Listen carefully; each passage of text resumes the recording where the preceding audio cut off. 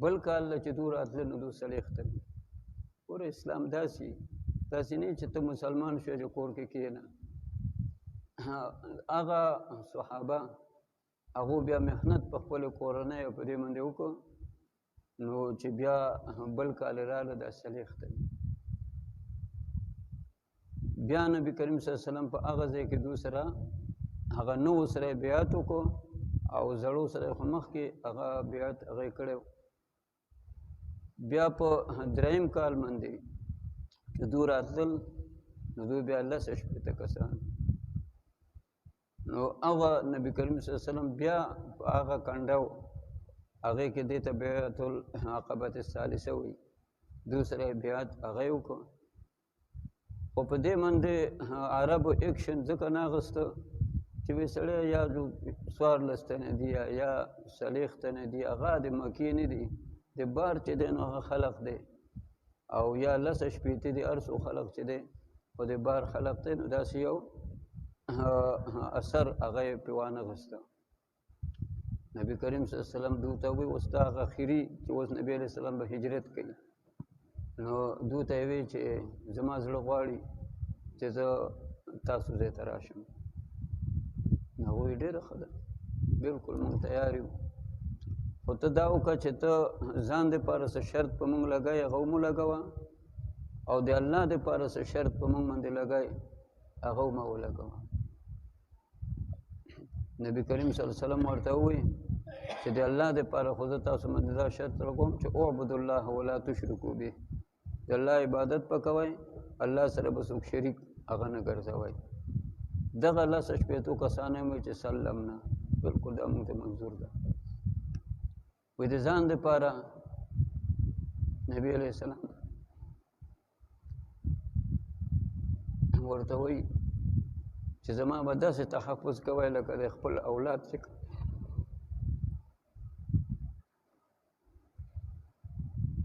او زما د عزت د هغې به داسې تحفظ کوئ لکه خپل مال خپل د عزت او د خپل مال چې څنګه تحفظ کوئ هغوی بلکل سلم نه. دغې کې څه کشران هم یو صحابي دی ټولو کې کشر دی عقبه دی هغه نوم دی انصاري دی. حضرت عبدالله بن رواحه دی ډېر غټ شاعر هم و ډېر هوښیار هم و دی هم په دې کې و. هغه یا رسول الله تا خو د الله دپاره هم په موږ شرط ولګو او د ځان دپاره دې هم ولګو خو موږ له به څه میلاویږي. نبي علیه السلام یې تاسو له جنت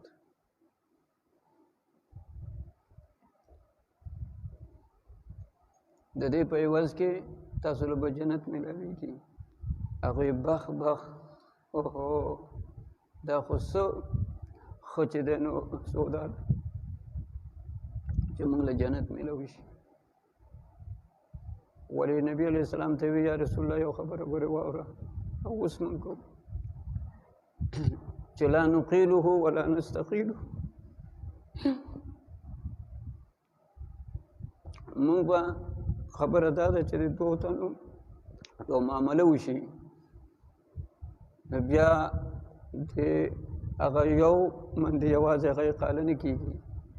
ته به بل رضا کوي ته چا باندې میخه خرڅه کوې چا باندې ځمکه خرڅه کوې اقاله کوي نو ته به ځې هغه به چې دی نو رضا کوي دا شرعي مسله ده.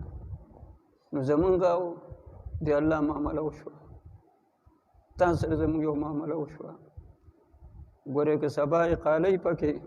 نو لا نقیله مونږ به اقاله ګورې نه کوو چې بیا ورانه کوو او ولا نستقیله مونږ به مطالبه هم نه کوو چې ګڼې مونږ اقاله کوو نه مونږ به مطالبه کوو نه که مونږ سره څوک اقاله هغه کول غواړي نو مونږ به ګورې لا نقیله ولا نستقیله. نبی علیه السلام یې بلکل صحیح آیات نازل شو دین رستو ان الله اشترى من المؤمنین انفسهم واموالهم بان لهم الجنه. الله د مؤمنانو نه د دې اول مستاق دغه انصار دي دغه په بیعة العقبه ثالثه کې چې دا 2 کسان دي اول مستاق قاعده دی د دین رستو بیا عام مؤمنان دي عام صحابه دي عام خلق دی الله تعالی وی چې د مؤمنانو نه الله تعالی اغسته دی الله تعالی مشتری دی او مؤمنان هغه چې دی نو بایع دي بایعین دي نو الله خو واغسته څه مال او نفسونه هغه واغسته او په عوض کې څه ورکوي ثمن او قیمت څه ورکوي جنت چې دی نو هغه ورکوي بیا الله فرمایي چې دغه شان معامله ګوره نه ده یقاتلون فی سبیل الله د الله په لار کې به قتال کوي نو قتال به داسې نه چې بس دو تورې راووښکلې جو خلق چې دی نو ذبح کوي به فیقتلون ویقتلون دو به هم خلق قتل کوي او دو به هم هغه به قتل کېږي داسې نه ده مزه چې دو به خلق قتل کوي جو الله دو سره دی او دو به خو روغ رمټ هغه چې دی نو هغه به وي فیقتلون ویقتلون بیا الله تعالی وایي چې دا خبره څه نوې نه ده وعدا علیه حقا فی التوراة والانجیل والقرآن دا په دلیلونه پیش کړه دا د الله کتابونه دي چې الله تعالی فرمایي چې دقه وعده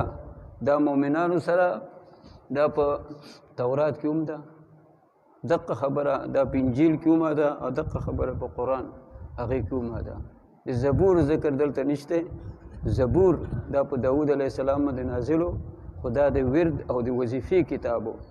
هغه به چې کله زبور هغه چې دی نو لسته نو دا مارغان به ټول چې دی نو راجمع شله نو اول به داود علیه السلام هغه ورد وکړه هغه وظیفه به یې چې دی نو وکړله هغه ذکر او تسبیح به یې ووایي بیا به مارغانو چې دی نو هغه ووایي بیا به د هغې نه وروستو دا غرونو دو به چې دی نو دغه تسبیحات هغه ووایي هغه د تسبیحاتو د ذکر د اذکار د هغې کتابو داود علیه السلام چې فیصلې کولې هغه په تورات باندې چې دی نو هغه کولې د بني اسرائیلو له الله تعالی چې کوم قانون را لېږلی هغه د توراتو بیا الله تعالی فرمایي ومن اوفى بعهده من الله د الله نه وفادار څوک شته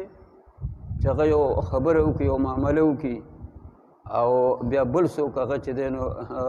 وفاداری او الله غني بوفای کوي عهد به ماتي